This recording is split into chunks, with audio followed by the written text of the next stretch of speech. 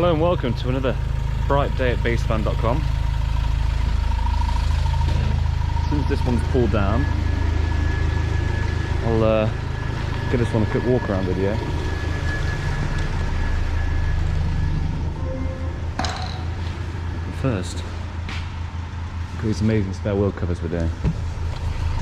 Right, we've got my least favourite way of having 2.1 metres at the back. That's because, as you might know, the Fiat Ducato is the only one to go for, but we get good vans in with the transit engine, and this one is one of those. This is a Peugeot Boxer 2.2 6-speed transit engine, not a Peugeot engine, a transit engine. It's come off the St John's ambulance service, but used as a patient transport ambulance. So it's had very, I'd say, kind work. Not your average builder's van. It benefits from windows throughout, and it looks quite smart actually. We've tinted them all on the inside. We've removed the rear lift as well. It's locked. We've also tested it, and we've replaced, I believe, the bottom arm bushes. That was it. And I've just realised, how's happening here? Just realised, you look down there, you can see that the there's another locking mechanism on here. You can see that the rear lift is still in here, so that's something we still need to take out. There we go. No idea what was happening there. But yeah, you've got this this little side step. Just pull that out. Just pull that out. Pull this pin across. I'll definitely be getting rid of this pin here. What a bloody nuisance! Christ almighty. And there she blows. And even though it's a front wheel drive vehicle that's very low, it has got a side step. So anyway, in the back, lovely skylight. And it's not leaking. We've got a battery cover that should be on. I presume the battery was flat on this vehicle before they pulled it down. You don't want to do that too frequently though, jump starting them. Just a bit of tip of advice there. No air conditioning, real deal breaker for me, but hey. And yeah, this is it. This is the story. Carpet lined, probably not insulated. Tinted bars on the inside. Rear lift will come out. More than likely an insulated floor. You've got the tracking as well that you can use to put the seats in. Ultimately, on a vehicle that's 2012, this mileage, with the prospect of it possibly being worth £30,000 converted, I would be interested in taking the floor out and starting again. Taking all this out, using the windows, using obviously the skylight and what's here. Another good bonus of these that people don't realise is, when you buy a panel van, take the bulkhead out, none of this exists. This is all cut off, and trying to find these units on the near and off side is virtually impossible. Same story with up here. This is all nicely finished. I'd likely keep that. And it's got a diesel heater there with the control in the front. And I'd be tempted to take that control out, take this cover off, refeed the wires somewhere in the back, so when you're in bed you can turn the night heater on and off. But yeah, not a great deal to see on this van. Not a great deal at all. But yeah. No advisories, and the mileage is 89,225, so not a great deal of mileage. Bodywork wise, it's looking pretty trendy. It's been machine polished, none of the ambulance writing's on there anymore. I'm pretty happy with the end result. I could be happier of course, but I'm pretty happy with it.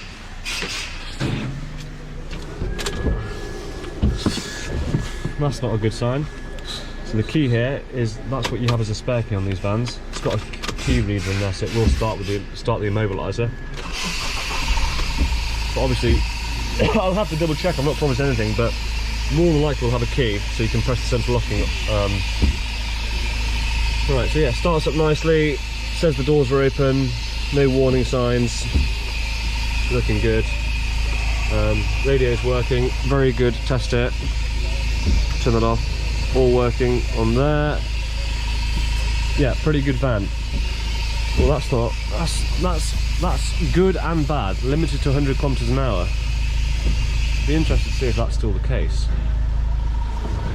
So in the interest of the valuable viewers out there, we need to know whether it's actually limited to.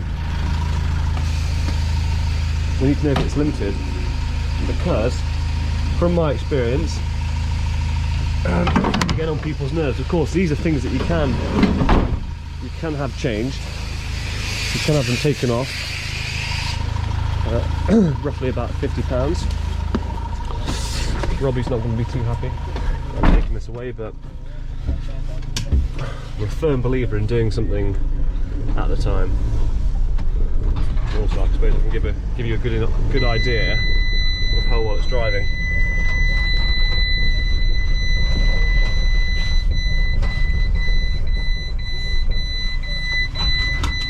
There we go. Right.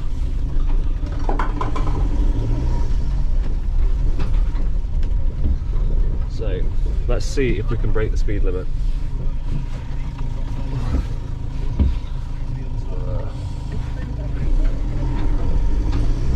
The good thing about this being a patient transporter is, you know, it's been well looked after, and the main bonus to it is most patient transporters don't have a seat in the front, and they can be quite awkward to put seats in them when they haven't had one there.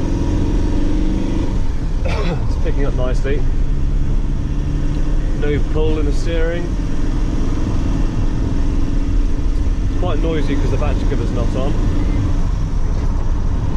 Yeah, nice smooth gear changes.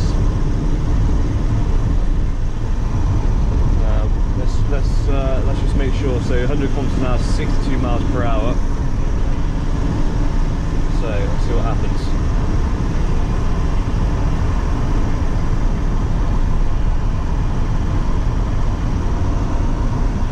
Yeah, it looks like it wants to stop at, well, I don't know.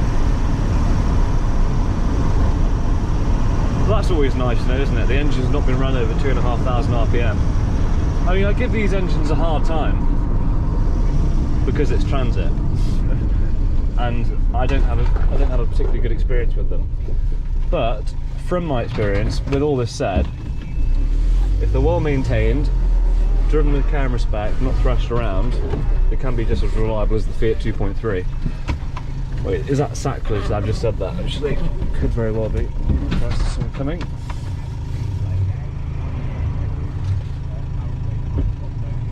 Little light switch down there.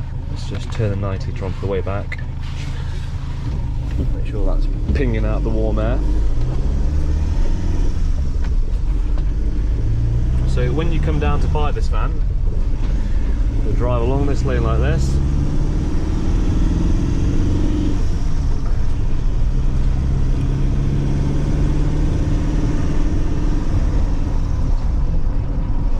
Drives really nice. Big fan of this. Big fan of this. Come down here, and you'll always drive past that fucking Vauxhall Volaro just there at exactly the same time.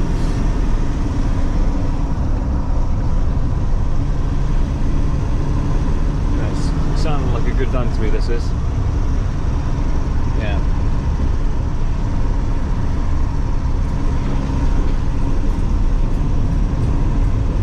I am soon, you saw that spare wheel carrier at the start, I am soon going to be making them for the Fiat Ducato, Peugeot, Boxer, Citroen relays as well. I just haven't got around to it because the majority of my vehicles are Renault Masters and Mercedes Sprinters. So I've hooked those up with a nice spare wheel carrier. And of course the benefit is, it looks quite stylish, and you can use the rear of the rear undercarriage for storing things like water tanks, things like that, because obviously you're not going to be storing a water tank on the back of your door. So yeah, let's see if I get a nice reception taking this van out that he's just washed off.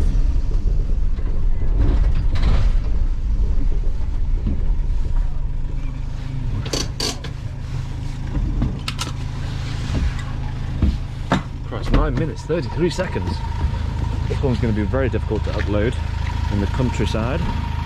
But yeah, decent. Really decent looking van.